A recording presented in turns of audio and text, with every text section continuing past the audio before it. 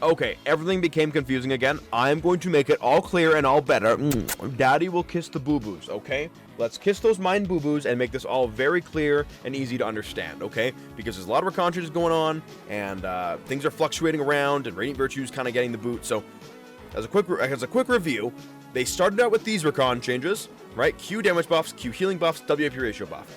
Then we saw the patch preview, which confirmed that they are increasing the cost of Radiant Virtue to 3,200. That is really expensive for a support budget, really hard to come by for a support budget. So very likely we are not going to build this item anymore, because if you are that far ahead that you can afford this item, well, you're probably so far ahead that you should probably be building Shurelyas anyways, right? That was the idea. Then the Rakan changes got updated to be this, and these are the latest, most current versions of these Rakan changes, and I think this is what is going to go to live servers, and I think these are a lot better than the initial ones. I think these make a lot more sense than the initial ones, and I'm happy about these. I do think this should have always have been a small W buff and quality of life changes, but if they were really persistent about buffing Rakan's Q, this was the perfect way to do so. So kudos to them for actually listening to feedback and changing it to be something that actually works with the character's primary playstyle of Engage. Because the initial changes only worked if you wanted to max your Q instead of your W, which is a poke playstyle or buffed support poke Rakan or AP mid Rakan, and those were not things that people were asking for. Nobody asked for that, and they don't really remain really true to the main playstyle of Engage for the character. So I'm glad they ended up going with these, which all of these benefit Rakan even when you don't max your Q. You'll notice you get the -1 cooldown all levels on the Q, which functions at level 1. The mana cost is going down to 45 from 60. That also functions at level 1. And also the Q heal is still going up. That's based on your character level, not based on your ability. And then the WAP ratio buffs are also still in there as well. Because of this extra utility they kind of added in instead of damage, they did tone back the W base damage by a little bit. You lose 20 base damage by rank 5 in the W. That is okay. Do not let that deter you from not maxing this ability. Did I say that right? Don't let that stop you from maxing W, is what I'm trying to say, because W max is still absolutely the way to go. It is still the most important ability in your entire kit. Yes, even more than your ultimate, because without your ultimate, your W really does not do anything anyways. So keep maxing the W. You do lose 20 base damage, which definitely hurts a tank build more than an AP build, because obviously the W AP ratios will kind of offset that loss in damage a little bit, especially in the mid to late game. And also the Radiant Virtue specifically got nerfed, no more ability haste aura, and also it's much more expensive. The cooldown's longer, but it's more impactful when it does actually, when it actually is used. So with that being said, that's the context for everything, and everyone's going to ask me a whirlwind of questions. So I have the most commonly asked ones right here. I'm going to answer the 4 in a row right now, just so it's not as confusing for you. So the first most commonly asked question I got, does this mean Radiant Virtue is bad now? Can you even still build this item on Rakan? The answer is yes. Radiant Virtue is still a killer item, still has insanely good synergies with Rakan. It's just really expensive. Because keep in mind, back when Radiant Virtue, even currently still is, 3,000 gold cost, it's still very, it's not like it's the best option every single game, right? Shurelya's is still 500 gold cheaper, debatably synergizes with the character better, and yeah, definitely offers some ability power to utilize his high AP ratios, offers more ability haste, etc., right? They're very comparable items. So now that Radiant Virtue is getting 200 gold more expensive, I mean, having an item like Shurelya's that is basically equally as good with 700 gold less price tag is, I mean, it's pretty, it's basically just like Shurelya's, I think, is just going to be better now, at least for a support budget. It just takes too long to finish the item for a support on a support budget, so you're probably just going to go for Shurelya's here.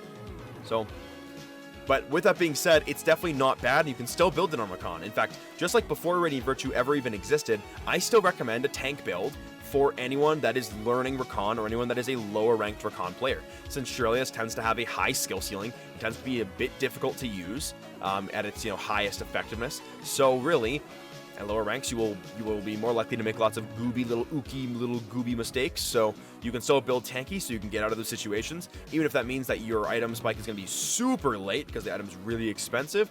Honestly, it's still worth it. That should be also a part of another question. I'll add this on to this one. People are like, okay, does this mean we now build Evern Shroud or Locket for tank Rakan? No, still does not make you tanky. Right? Both of those items, especially Evern Shroud, which kind of, I think, is more advertised as making you more selfishly tanky due to the mythic passive giving you, personal armor and magic resist per legendary item. It is still does not make you tanky and will not help Rakan survive those engages. And in fact, by contrast, Radiant Virtue actually is even more tanky than before, since now, right currently, when you pop your ult with Radiant Virtue, you heal for 12% max health, and after these changes, you will heal for 20% max health, because you will get 15% plus an instant 5% tick of the healing. So you're actually even tankier post these changes, and right, like, that's really good. It's just it delays your spike by quite a bit, but you don't really care about that if you're lower ranked, because the games tend to go longer anyways, so that doesn't really matter. And also, you really want those tank stats so you can live those mistakes that you're going to make, or live those sloppier team fights. So if you're low ranked, or if you just really prefer tank Rakan, or even if you're new to Rakan, feel free to still run Radiant Virtue. It is still the best tank option as opposed to Evan Shroud or Locket. Still run this item, right? If Shurelya's is up here as the best option now, Radiant Virtue is here. Still, like, there's a gap, but it's still really solid. But obviously, if you can utilize Shurelya's to its highest effectiveness, there's really no point in going for an item that is 700 gold more expensive, that doesn't really work as well for snowballing, and definitely does not give you as much value in general if you play really well. Right, that was always the comparison between the two before, but it's just now further exaggerated due to the gold cost. So, yeah, Radiant Virtue is not bad now. It still works great on Rakan. It actually makes you even tankier than before. So if you're lower ranked, new to Rakan, if you just prefer the tank build, you're still going to build this item. Definitely build it over Evan Shroud or Locket. Those two items do not make you tanky at all. Not going to help Rakan survive those crucial engages. Still build Radiant Virtue. It's just that it's not going to be the best option anymore. That will still go to Shurelya's, but it's still a very viable secondary choice if you really prefer it, or if it works for you in terms of like lower ranked or new or whatever. We're going over it. Next most asked question. Okay, some AP Rakan enthusiasts are out here, and they are saying, well, I kind of like the initial buffs that gave me a bunch of extra Q damage. Maybe I can just do it anyways in max Q? No, don't do that. Don't do that. These buffs do still help AP Rakan mid, because you do get an extra 10% AP ratio on your W. Obviously, that contributes to your damage combo.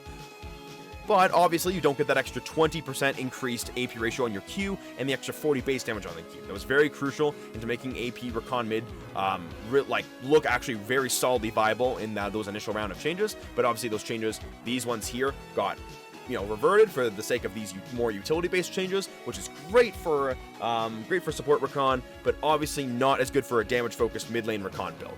So it is definitely not going to be viable. I don't think it will be. It will still help it, but I don't think AP Rakan mid is going to be viable after these changes. Obviously, Rakan mid has a really rough laning phase due to not having a third basic ability, and generally it's just rough in general. So obviously having the increased Q healing and the Q cost less mana can help you out in laning phase, but like I said, I just don't think after these changes, even though they do help Rakan mid slightly, I don't think it's going to make him viable in mid lane. But hey, if you're just playing it for fun, it doesn't really matter how viable it is, right? Just play it for fun, that's what it's all about. But I'm just saying, if I was going to recommend something in playing ranked, it would not be that, is what I'm trying to get across here. So, but then maybe you're just asking in general, okay, what about the Q max poke build? Maybe that's still a thing with the Q buffs? Also, no. You get very little benefit for maxing Q with these new round of changes as opposed to the original. The original ones gave you explicitly 40 extra damage if you max the ability first in comparison to currently. So that was obviously a pretty big buff in terms of damage that you can apply from a safer range than your W. But obviously that scaling benefit got taken away, so it no longer gets that increased damage based on the scaling, and all the buffs that were put in its place instead were all ones that benefit at level 1. Like I mentioned at the start of the video, the mana cost is the same at all levels, so it's being reduced at all levels. The Q is being reduced by 1 second at all levels, so that benefits equally at level 1 as it does level 5, and the healing is based on your character level, your champion level, not your ability rank. So you do not have to max your Q to gain the benefit from these changes. And it also means that there's really no reason to max Q, because there was nothing that really changed in regards to maxing Q from current to after these changes get posted live or get patched live. So you are not going to be maxing your Q second, even though that for a short period of time with these changes was going to be a very viable alternative build, especially in bad matchups. That is no longer the case because they got pulled. So it's a pretty big distinction there. Make sure you are not maxing Rakan's Q next patch, because the changes that made Rakan's Q a viable alternative max got pulled. So make sure you are not maxing your Q next patch. There's nothing that you gain that's new in terms of benefit for that. And then obviously people are like just confused in general with the build. They usually tend to be. I do have a itemization presentation talking about the things you can build, and obviously that got a little wrench thrown in it when they changed around Chemtech Putrefier into being a much worse item than it is currently. For what I presume is in regards to trying to nerf enchanters out of pro play, right? I think over nerfed Chemtech Putrefier, so then that nerfs enchanters obviously pretty decently, and then they buffed the other anti-heal options in comparison. So other than Chemtech Putrefier now being an item you definitely don't really want to build very consistently, especially over Thornmail, which is the vastly superior anti-heal item for Rakan. Even if you're going for an enchanter itemization, it's still vastly superior, in my opinion. Anyway, sorry, I lost my train of thought. Let's just get into the build. The build is still the exact same. It's just now, the most important thing, the thing you're probably wondering about, is you just get Shurelya's Battlesong every single game. We're going back to that strategy that we did before this preseason came out, before Radiant Virtue got added, right? So pretty much just, for anyone that's been playing Rakan for more than a couple months, it is just back to business, essentially is what this is. Back to what you know and possibly love. Still very good on the champion by it. Yeah, it's really, really good on the champion still. Obviously, you're going to lose that tank stats, those tank stats, and you might feel really squishy jumping from Radiant Virtue over to Shurelya's Battlesong. I will probably have the same feeling because I usually, in the majority of my games, tend to run Radiant Virtue because it's much safer and also handles bad or unplayable matchups in a very graceful way, which is awesome. Unfortunately, I do have to mention that Rakan is definitely losing his method of dealing with bad matchups. So overall, if we want to talk about the strength of the champion, pre these changes and post these changes, I think he's going to be slightly weaker post this patch than he was previously. Obviously, he's getting some explicit buffs here, right? Oops, that's the wrong one. Obviously, he's getting some explicit buffs here that should theoretically make him stronger post than pre, but the fact that he's losing Radiant Virtue's practicality in terms of its cheaper cost, in terms of its lower cooldown, it's definitely really bad for the champion in bad matchups. But obviously there is something to be said here that having a higher healing Q with a lower mana cost on a lower cooldown means Rakan in laning phase, whereas Q can actually mean something from time to time, you can definitely survive bad matchups in bot lane, in laning phase, way better than you could previously. Because Radiant Virtue, you would get probably later on, as soon as the mid-game kind of hits. But obviously then in the early game, you would not have that item. You would not have that degree of safety that you would have in the mid-game and onwards. But now in the early game, you are immediately going to have lower mana cost on Q so you can spam it more.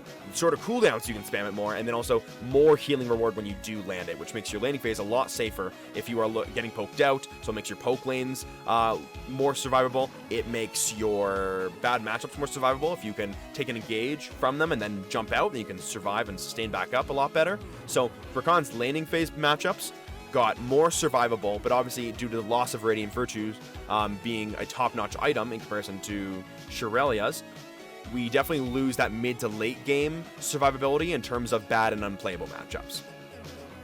So instead, it's kind of being shifted around a little bit, right? Early game, slightly better than before for bad and unplayable matchups, and the mid to late game, slightly worse. Well, a lot worse, actually. Not having Radiant Virtue is really brutal in a lot of these matchups. It was really nice to have an item that just benefited Rakan greatly in those bad matchups. And like I said, you can still run it, but I mean, it's probably still going to be better for you just to get Shurelya's, even in those really bad matchups. Although we'll see. Maybe against Syndra and Poppy and Cassiopeia and Talia and all that jazz, we will still try Radiant Virtue. We will ultimately see. But as for right now, I think it's a pretty safe bet to assume that no, you probably won't. If you're good enough to use Shurelya's, you just stick with Shurelya's because the power spike is so much earlier, it's so much cheaper. So, anyways, just had to throw that out there that obviously, even though these are explicit Rakan buffs, and I think a lot of people are potentially excited about this, it has to be said that he is going to be weaker than before. I think that has to be said, and that feels really backwards for me to say for a lot of people probably, because they're probably like, "What? Look at all these buffs he's getting!" And obviously, yes, he is getting these buffs, but he is getting these Q buffs, which is also not the most important part of his kit, and he's losing an item that was crucially important to surviving bad matchups or unplayable matchups, and Rakan has a lot of unplayable and bad matchups. The champion has an awful matchup spread, like really bad. So the fact that you got an item that was really practical and helped you survive those matchups was really important. So the fact that we kind of lost that definitely leaves the champion in a much worse spot, but obviously the buffs help bring that back up a bit. So still worse overall. Like I said, the laning phase is slightly better, and your mid to late is worse. considerably, I think, in those bad matchups. But obviously, right, like, this champion is meant to be played for the mid to late game, for team fights, and for picking off people like priority targets and picking off people in side lanes. He's not an early game powerhouse champion. That is very, very obvious. Anyone that has played this champion, or even, really, it's obvious to everybody. So, yeah, the early game strength is definitely not as important as the late game strength, and so that's kind of the trade-off here. The loss of Radiant Virtue and the slight nerf on the W damage for the tank build, but also, obviously, like, I guess it's not really an explicit buff to the enchanter build, but obviously the enchanter build typically offers more ability power and more ability haste, so having a higher uptime and a stronger heal, and the heal is already going to be that much stronger, could potentially enable Rakan to perform a bit better in terms of peeling playstyles for hyper carries. And obviously we're seeing a lot of hyper carries now with these 80 carry changes in here. So anyways, it's a very elongated way. I hope I got all the information out there. A very elongated way of saying, hey guys, we're just going to go back to running Shurelya's every single game. Don't freak out. You still just go for Shurelya's. It's still a really good item on Rakan. I do think the champ is slightly worse, like I said, especially for the lower ranked players that definitely, I think, crutched heavily on Radiant Virtue. But you can still run it if you're lower ranked. That's okay. Just delays the spike. But like I said, in lower ranked games go longer anyway. So who really cares if your spike is delayed? The players in those games are not exactly the smartest, so they're not going to play around your item spikes. They're not going to close out games super, decisively. So don't worry about that. But obviously in high ranks where players are a bit more decisive, a bit better, they can punish you a bit more for not having those items. And you can feel you falling behind for sure. Anyway, so you can still go Radiant, but pretty much for everyone else that's like honestly like plat and above for sure, just go back to Shurelya's Battlesong every single game. It will be the better option post these tank Rakan, Radiant Virtue Tank Rakan nerfs. So back to business, back to Shurelya's, and hopefully that's all the questions. This feels like a pretty aimless video, just like in general, just talking about like, okay, what to do now post Rakan changes. Like what does anything change? So hopefully this answers any questions. Bit rambly, so I apologize, but hopefully still gives you some good information, reassures you a little bit. And obviously I'm going to make more specific videos talking about how is Radiant Virtue post nerfs once I actually play around with it a little bit. I'll tell you how the price increase really feels. I'm thinking that also because of Rakan's Q mana cost is going down, that I am personally going to be switching from Biscuits to Futures Market. Some people already do that. I think for the Radiant Virtue build, Biscuits was pretty nice to have for offsetting some of the mana problems that you could have, especially if you are living constantly, you just have those mana problems. But now that your Q mana cost is down, I think I'm going to switch over to Futures Market, and that switch to Futures Market could make the extra cost in Radiant Virtue feel not as bad, since it means you can pick up the item just a little bit sooner, very similar to the cost of how it is currently. So perhaps switching over to Futures Market instead, with seeing as the mana cost is being reduced, could make Radiant Virtue still feel like a viable option, and in fact then it would feel even tankier than before. So like I said, I will do a follow-up video seeing as talking about how Radiant Virtue actually performs after the changes. And otherwise, I think that's really about it. Previously, I talked about I would do another video in regards to like the QMax PokerCon, but obviously those changes got completely reverted. So that video idea is obviously in the garbage. That's not going to happen anymore. So it's just standard WMax. But I will make another video in regards to Radiant Virtue itemization. Is it really bad? And I'll give you more detailed answers on that once I get some testing in with it post changes. But very likely it's going to be we don't run it anymore unless you really prefer the tank itemization, kind of like it was previously before Radiant Virtue's existence. And otherwise, back to Shurelya's for everybody else. So anyways, hopefully that was a bit reassuring. Like I said, a bit rambly today. I don't even know what I'm going to title this video. So, yeah, hope you guys have a, what am I even saying? A good rest of your evening, your nights, I guess. This is the worst outro. Later, skaters! I don't know. I think that's it. Yeah, I'm not forgetting everything. I'm not forgetting anything. That's fine. Bye!